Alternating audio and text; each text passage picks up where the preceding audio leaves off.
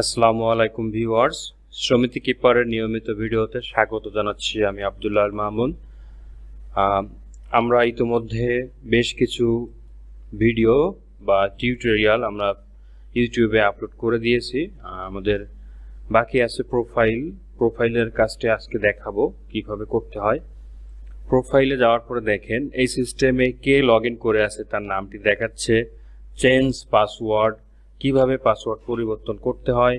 ওয়াল user account, মানে সমস্ত ব্যবহারকারী বা স্টাফদের অ্যাকাউন্ট এখানে পাবেন। পেমেন্ট সংক্রান্ত বিষয় আছে, বাংলায় দেখুন, সিস্টেমটি বাংলায় দেখতে পারবেন। তো কিভাবে চেঞ্জ পাসওয়ার্ডের কাজ করতে হয় দেখুন। ক্লিক করলাম, ক্লিক করার পরে আপনার পুরাতন পাসওয়ার্ডটি দিবেন, দেওয়ার পরে নতুন পাসওয়ার্ডটি দিবেন, তারপরে আবারও নতুন পাসওয়ার্ডটি রিপিট করবেন।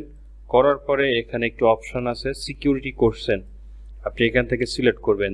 দেখেন এখানে বেশ কিছু কোশ্চেন আছে, যেমন আপনার প্রথম মোবাইল ফোন কোন কোম্পানির ছিল, বা আপনার ছোটবেলায় ডাকনাম কি ছিল।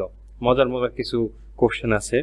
আপনার বাবার জন্মস্থান কোন জেলায়, আপনার প্রিয় বন্ধুর নাম কি, আপনার প্রিয় শিক্ষকের নাম কি। ওকে, সিলেক্ট করার পরে আপনার অ্যান্সারটি এখানে লিখবেন, এখানে সিলেক্ট করবেন, এখানে লিখবেন, লেখার পরে আপডেট দিবেন। ঠিক আছে, আমি পাসওয়ার্ডটি চেঞ্জ করলাম না, এজন্য দেখালাম না। এইভাবেই করতে হয় আর কি। ওকে, তারপরে দেখেন যে কাজটি আছে ওয়াল ইউজার অ্যাকাউন্ট। মনে করেন আপনি সিস্টেমের অ্যাডমিন, সেক্ষেত্রে আপনার কোনো ফিল্ড অফিসার পাসওয়ার্ড ভুলে গেল, তখন আপনি কি করবেন? তখন তো আপনাকেই ঠিক করে দিতে হবে, তাই না? আর আপনি যদি না পারেন তাহলে তো আমরা আছি, কোনো সমস্যা নেই।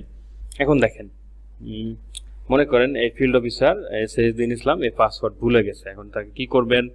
চেঞ্জ পাসওয়ার্ড অপশনে ক্লিক করবেন, করার পর একটি পাসওয়ার্ড দিবেন। অবশ্যই পাসওয়ার্ডটি দিবেন একটা স্ট্রং পাসওয়ার্ড।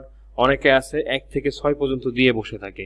তো আমাদের 1 থেকে 6 পর্যন্ত পাসওয়ার্ড যদি আপনারা দেন, তাহলে আমাদের সিস্টেম অটোমেটিক্যালি সেই স্টাফকে ইনঅ্যাক্টিভ করে দিবে। ঠিক আছে, এরকম পাসওয়ার্ড দেওয়ার চেষ্টা করবেন। আমি একটু উদাহরণ দেই।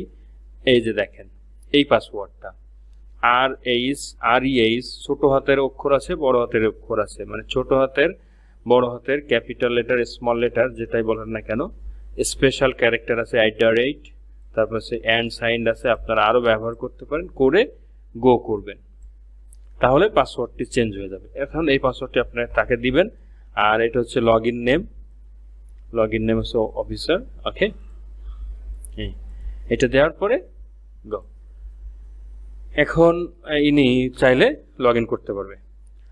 এখন আরেকটি কাজ এখানে আছে। মনে করেন এই দিন ইসলাম ফিল্ড অফিসার, ইনি হচ্ছে আপনার অফিসে এখনো চাকরি করে না। আমি বেশ কিছু মজার অভিজ্ঞতা আপনার সাথে শেয়ার করি আপনাদের সাথে। সেটি হচ্ছে, মাঝে আমাদের সাপোর্ট একটি কল আসে, সে বলে যে কিভাবে স্টাফ ডিলিট করব। আরে ভাই, স্টাফ তো ডিলিট করা উচিত না, বা ডিলিট করা যাবে না। কেন যাবে না? আপনার সিস্টেমের অনেক ট্রানজাকশন কিন্তু একটা স্টাফের দিয়ে হয়ে থাকে। হয়তো সে এখন চাকরি করবে না, তাই বলে যে তাকে ডিলিট করে দেবো এমন তো না। এখন কি করবেন? সে যাতে সিস্টেমে না ঢুকতে পারে সেই কাজটি করবেন। এখানে দেখেন স্টার্টাসে যে আপনার হচ্ছে অ্যাক্টিভ আছে, জাস্ট এখানে ক্লিক করবেন। এই চিহ্নটা কিছুটা রাউন্ড শেপের মতো, এটাতে ক্লিক করলে এই সদস্যটা বা এই স্টাফটা এখন ইনঅ্যাক্টিভ হয়ে যাবে। এখন ইনি যতই চেষ্টা করুক তার ইউজার আইডি পাসওয়ার্ড দিয়ে লগ ইন করা, সিস্টেমে সে ঢুকতে পারবে না।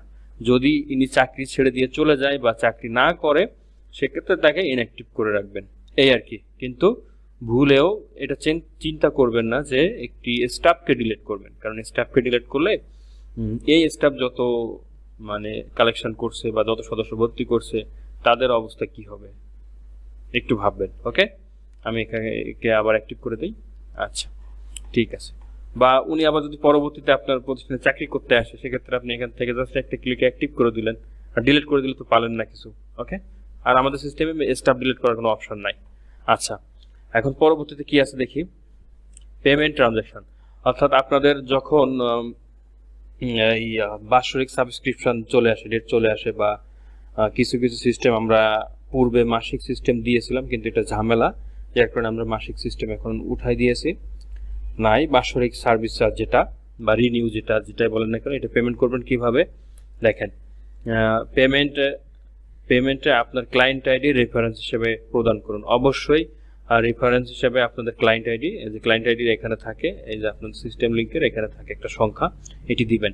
পেমেন্ট করতে এটা স্ক্যান করেন বা অথবা যদি আপনার ডায়াল করেন সেক্ষেত্রে এই নাম্বারটিতে *247# বিকাশ পেমেন্ট নাম্বার, এটি এখানে আপনারা পেমেন্ট করতে পারেন। অথবা আপনারা যদি বিকাশ পেমেন্ট না করতে চান তাহলে আমাদের কাছে কল করে নগদ অ্যাকাউন্ট অথবা ডাচ বাংলা বা রকেট যেটাই বলেন না কেন, অথবা হচ্ছে কোনো ব্যাংকের অ্যাকাউন্ট নিয়ে তাতেও পাঠাতে পারেন, সমস্যা নেই। ওকে, অলরাইট। এখন হচ্ছে দেখেন এখানে আছে বাংলায়, দেখুন এই প্রোফাইলে বাংলায় দেখুন ক্লিক করলে ফুল সিস্টেম কিন্তু বাংলা হয়ে গেছে। দেখেন আগে কিন্তু ইংলিশে ছিল, এখন কিন্তু বাংলাতে হয়ে গেছে। প্রাইমারির ভিতর সব বাংলা, অ্যাকাউন্টস দেখেন সব কিছু বাংলা হয়ে গেছে। আপনারা চাইলে বাংলা ইংলিশ উভয় ভাষাতে আপনারা সিস্টেমটি ব্যবহার করতে পারবেন। এখন আপনাদের সকল কাজ শেষ, অনেক ভিডিও দিলাম। ভিডিওতে যদি কোনো ভুল ত্রুটি হয়ে থাকে, দেখা যাচ্ছে এক এক অঞ্চলের মানুষের ভাষা এক এক রকম, ভাষাগত কোনো সমস্যা থাকলে সেটিও হচ্ছে জানাবেন। বা সর্বোপরি আমিও তো মানুষ, ভুল ত্রুটি ক্ষমা সুন্দর দৃষ্টিতে দেখবেন বা বন্ধুত্ব সুলভ আচরণ আমাদের সাথে করবেন। আমরা চাই সমবায় সেক্টরকে এগিয়ে নিয়ে যেতে, আপনাদের সাহায্য না পেলে এটা কখনো সম্ভব না। আর ভালো থাকবেন সর্বদা, সমিতি কিবারের সাথে থাকবেন। আমি এখন সিস্টেম লগ আউট করে দিচ্ছি। ওকে, আসসালামু আলাইকুম, ভালো থাকবেন।